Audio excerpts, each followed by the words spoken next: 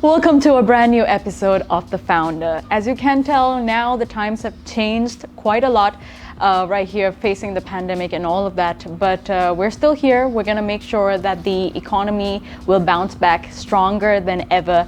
And this is basically a request out to you to support your small businesses. And it doesn't really matter if they're small, big or small, support your businesses and let's help Sri Lanka grow.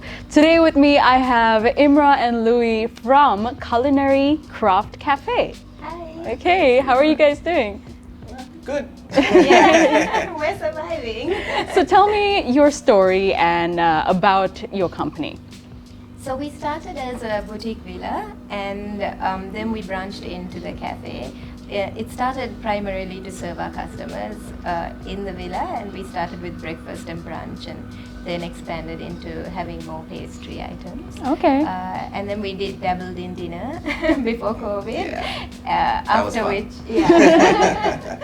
After which we had to make a few changes though. Okay. So we run pretty much all day, but we don't do a full-on dinner service. Okay, so how long have you guys been around?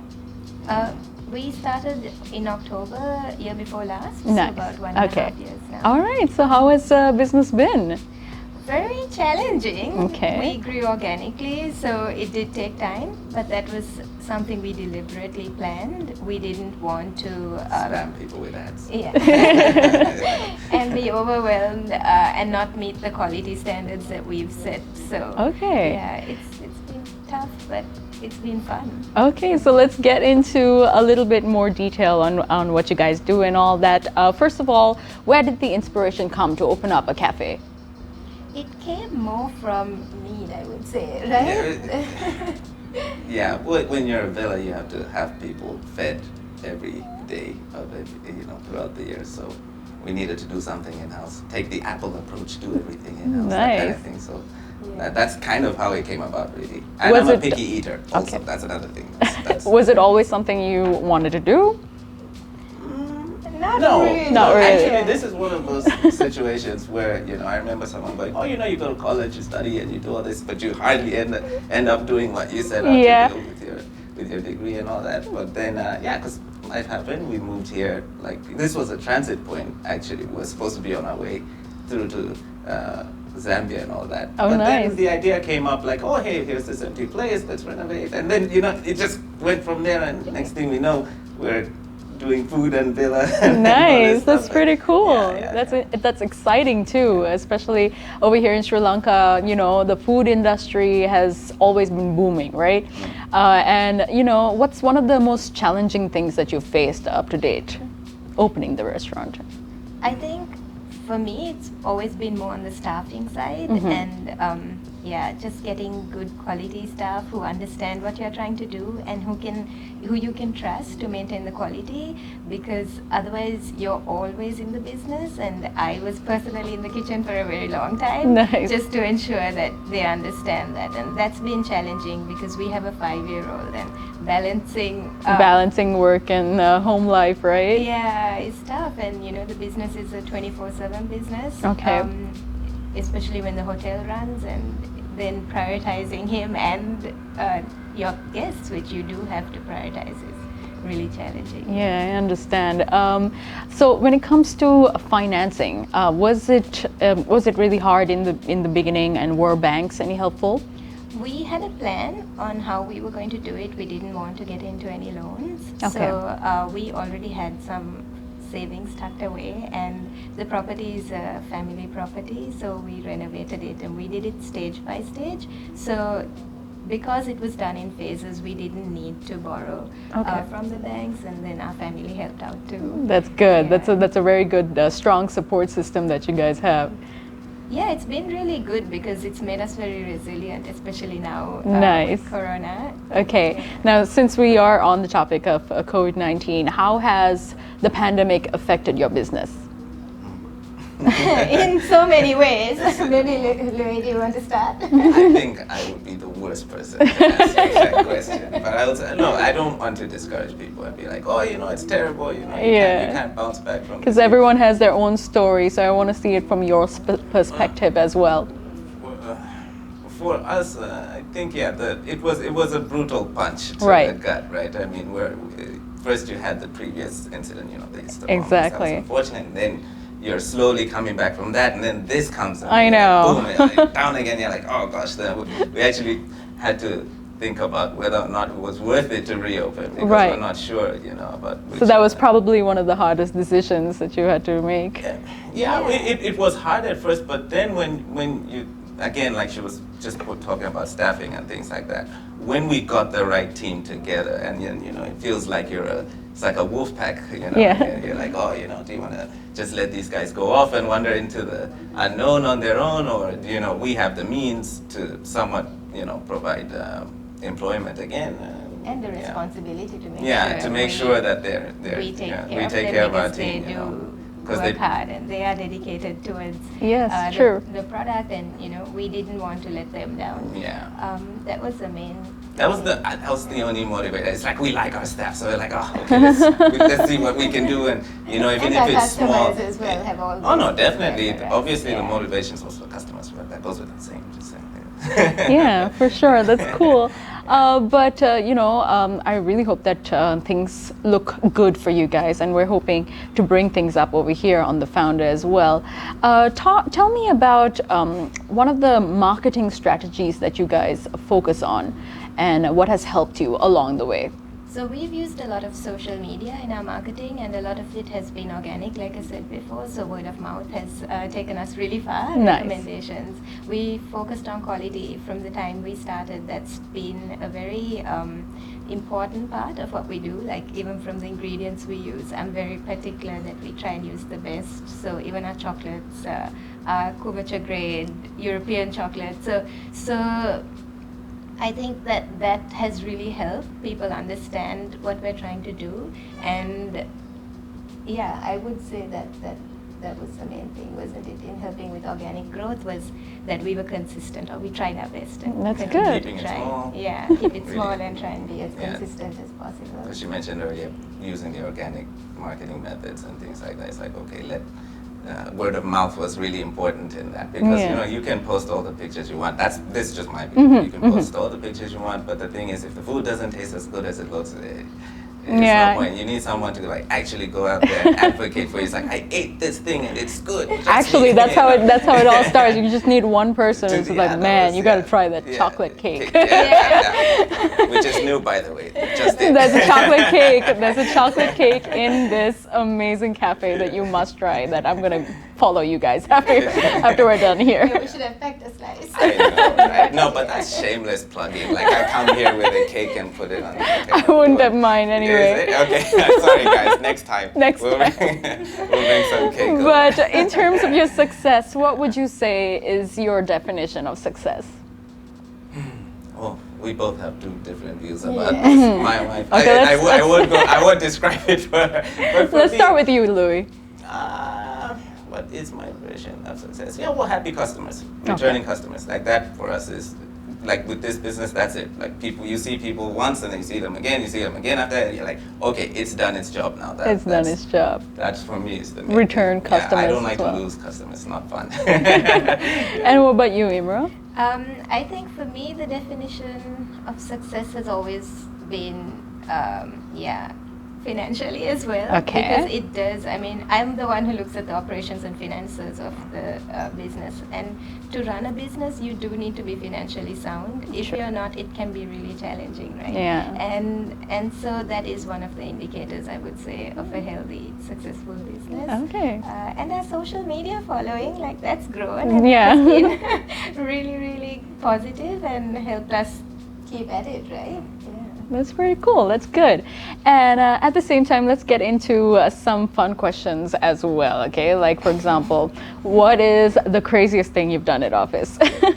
Oh, every day is crazy. That's what I was gonna say. Every day I know is it crazy. seems like a cop out, but the truth is, every day is crazy in this type of work. It's like, okay, when you're trying to do what we're doing and the way we do things, It is like, you just get up in the morning. I think I should just put boxing gloves on when I leave my room, because as soon as I open this, like all this chaos going on. And then my customers are peacefully dining in the front. They don't know, it's like there's a fire in the back. It's like, oh gosh, we have to go sort this out and sort that out. So every day is literally. But I think the craziest was when we had that water leak, and we've had. Yeah, like literally, well, there was one part, like in fact the chef had noticed it the day before, but it's like a tiny little spout. Okay. Like, oh, okay, we'll get this fixed tomorrow. And next thing we get up the next day, and this thing just blows up like a geyser. It's just like all over the place. We're like, oh my god, what is happening? And then I think we had someone was walking. Oh, okay, you had guests as well. I was like, okay, this is happening. That's an experience too. That's like how to like tackle. Well, again, this will tie in probably to one of the questions later, and I don't know, or something. But again, it's a matter of being honest. I had to go in the front and be like, hey, something blew up in the back of my kitchen. It may delay your service. So I hope you're okay with that. And it worked, so it was good. So yeah, that's some of the crazy everyday stuff things we deal with. that we do. Yeah. So now that you're your own boss, would you ever work for someone else if you got the chance? I wouldn't mind. It depends on the opportunity and the person or the company or the person I need to work with. If it is someone who I can grow with, I wouldn't mind working for someone else. I enjoy working for myself. But I think in life you need to be open to any opportunity. That's true. Yeah, it's a different perspective Yes, too. and What about you? in spirit of life, marriage, opposites attract. I will have to say no. No. Right. You had a big grin on your face before I came to you. I was like, okay, he's cooking up something. Yeah. She's like, no. It just occurred to me. That's No, good. the thing is, I like to work with people, but Okay. not for them. That's the thing with me. So maybe it depends. Like she said, if the opportunity was with like maybe Apple or something, okay, maybe now we're talking. You have my Okay, attention. okay. But if not, no. Okay. So, Apple. what if it was a founder of your liking? Okay, forget about the work. Now, if you ever had the opportunity to at least maybe something as small as sit for dinner with the founder of your liking, who would it be? Do you want to go Locally or first? internationally? Oh man, this too. Okay, well, this is a couple of people, but let's just say I'll short this too. Can I go back? Yeah, Okay, for sure. so first would be Kanye West. Controversial, I know, but still, I would like to sit down with Kanye West. Why Second, Kanye West? to just confirm my suspicions that there is a genius behind the insanity. That's the thing. I really just want to, I need to know for myself, because I'm a big fan. But yeah, anyway, moving away from Number Kanye. two. But yes, Kanye definitely. And next would be Neil Druckmann, Okay. Naughty Dog, just to find out what happened. And that's it. People will know what I'm talking about. Yeah, With that. I feel like- just need, that's who I'd like to meet with, and probably work with them as well. I would work for Naughty Dog. I Okay. won't lie, that's a good company. But yeah, why? And what about you, Imrah? I would like to have dinner with Jessica Alba. Oh, nice. Yeah, I really like what she did with The Honest Company. Okay. And I like brands that are ethical and business leaders who try to make a change. And she's grown it from a small organic diaper, recyclable, and eco-friendly product to a multi-million-dollar business, and it would be nice to pick her brains and Nice. That's some good choices there. Thank you. My choices were pretty decent. I said choices. Kanye's in there too. Now this question is for our wonderful venue sponsor, the Colombo Cooperative, and they're all about providing workspaces like this for services and companies of all sizes. They would like to know what your number one value in business and in life is. Do you want to start? I think she's better at this one, and then I'll take it. Okay, cool. Okay. Well, I have more than one value. It's a little difficult. I'm very value driven Okay. in how I do things, and That's good. I would say, can I pick two? Yeah. So honesty would be one. Totally wasn't going to say that, but it's okay, go. Sorry. And the second one I would say is dedication and like a hard work associated with that. So if you're honest to your staff, you're honest to your customers, and I see that as something that will take you far. And also honest to yourself, because what's the point of achieving success if your path to success hasn't been clean. Yes. You know what Yes, I mean? I understand. So yeah, so that matters a lot to me. Like even when we talk about the benefits we can give our staff and how we take care of them, being fair by them has been very important. Yes. Yeah. And I can tell that you guys are on the same mental wavelength, and you wanted to say honesty as well. Yeah. So that's a good thing. Yeah, that's the thing. So, yeah, honesty, it pays off. It makes your job a lot easier if you try to put on a front and be like, oh, we've got the entire situation under control. We don't need to tell the customer, blah blah blah. That usually blows up in your face 9 out of 10 times. We've only done that once, and that just confirmed my belief in this particular value. Like, okay, yeah, we should never ever stray from this path. Another thing, what was I thinking? Oh gosh, that just kind of skipped my mind. But yeah, I think honesty. Number one. Honesty is number one. For me, that's pretty much the Okay, the thank most you very important much. one. You know, there's so much happening right now these days after COVID-19 and all of that. You can see a whole lot of people trying to start up their new things, start up their own businesses, and you know, some may even feel discouraged. What kind of advice can you give for the new startups out there today here in Sri Lanka? I just got like a psychic peek from my wife. I think she screamed at me, "Don't do F&B!" But don't do it. I don't know. true. That's what I felt like. So okay, maybe we're not on the same way. Yeah, true. No, I'm just joking, guys. You can go ahead and Because I start feel like another the food industry, I mean, there's so many things coming up right now in food industry. And, you know, food will never go out of style here in Sri Lanka. No, not at all. Well, it's good to be. It's good to be the farmer also. Yeah. If you have some, if you have some farmland out there. Essential That's good, right? Because we need, without them we can't do what we're doing, and Sure. I guess without us they can. Yeah, it's quite an interdependent field. You realize that when with each crisis we've seen, you know, the ripple effects. Like when we can't do our business, then cooperative market loses out on quite a Sure. bit of cash, right? So it's like, okay. Yeah, true. So what would we give as advice? What would I give as advice? Sorry, thank you. She's here to make sure I stay on the question. Okay, so what would I give as advice? Guys, be resilient. I know it sounds cliche and all that, you know, but that's it. That's all you have. If you either you push through something or you let it crush you. That's the reality. I would say you need to identify very fast. Like being fast with identifying where your business is going is very important. That's something we've learned, Yeah. and I've learned personally through the last.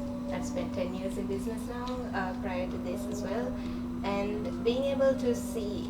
You know, sometimes you're so busy working in your business that you're not able to take the necessary steps fast enough to make sure if there is like a financial, something is, you know, for example, a leaking bucket in your Yes. company, you're not going to be able to spot it.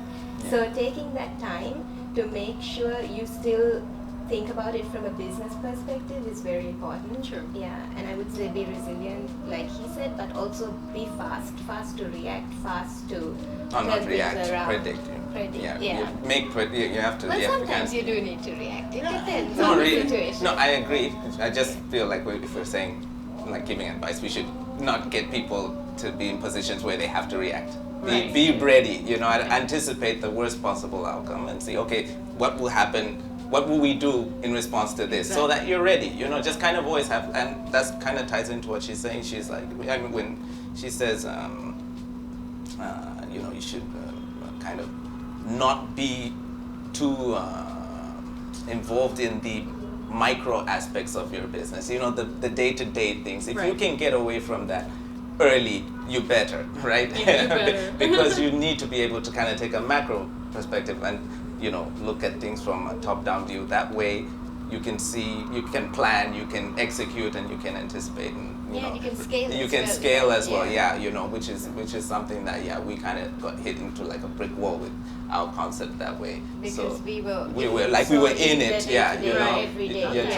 trying to craft. I mean, I've heard advice from all kinds of people, like, you know, But oh, you don't guys are worry. speaking from experience as well. Yeah. So Yeah. that's, I can totally see that. People can tell you, oh, you know, don't worry about it's hard. It's your baby, it's your business, and someone tells you, oh, you know, don't worry about the reviews and all that. we're like, no, it's not about the numbers. See, we need to know that we're doing it right. You know what I mean? That's the main thing. Like, if we don't know how we're doing, then, you know, and let's say you get lost in all the praise and you're only concerned with the number and not what people are actually saying about the product, right? Then you can lose sight of what's going on. So I don't listen to people tell you, just don't follow those reviews. You should really pay attention to what your customers are telling you. Yeah, following what your customer is saying is very but important. We've learned that people have told us. No, some people have told us that. I've also heard the opposite. So I would just say, be mindful. Like, you know, go with your gut. It's your business. You'll know what you need to be doing, right? If like it ties in, like, what are your values? Those are kind of like important questions you need to ask yourself. And then your business needs to be driven by that value. You don't drift away from that. The moment you do, your customers will know. It's just the way it is, you know. That's it. There you have it. You heard it from Imrah and Luay from the Culinary Craft Cafe. And why don't you guys plug in your social media handles as well? So it's #Culinary Craft Cafe by Raha. Yeah. Okay. Just search for Culinary Craft Cafe on Instagram. It's where we're most active. Yeah. So we do have a Villa Raha page, but try and find us on the Culinary Craft page. That's what's working right now. Okay. And like, are you guys tied in with any delivery services as well? We're on Uber and we're on Eat LK at the moment, and come for dine-in. We revamped our space a little bit. Nice. Yeah. And you guys are social following distancing. the whole. Exactly. Okay, I made a whole new space just so I can have one group over here and the other group over there. That way, nobody is, you know, kind of close together and all that. So it's pretty cool. And come by. It's triple chocolate I'm definitely cake. coming. I'm hungry for that cake, the chocolate cake. I know. I'm sorry. I keep plugging this cake. Oh gosh. So you know that you're gonna expect a good cake for sure. Not the cake. No, she's a reluctant baker because when we're in India, that's kind of what she used to do as well. She had a whole pastry business going on there, and so I actually put on a lot of weight when I was in India. I was not like this. This is work. This is life and work. You know. It's hard work. Up and down. It's the whole thing. But so when I finally convinced her, like, please, we need this cake in our lives. Don't rob us of this cake. It was mostly for me, and now I'm just kind of sharing it with everybody. Well, it's been an absolute joy speaking to you guys, and I had a good time for sure. Really entertaining, y'all. Thank you. And so definitely catch y'all in the future, and of course I wish you all the very best of luck, and good luck with your business. Thank you.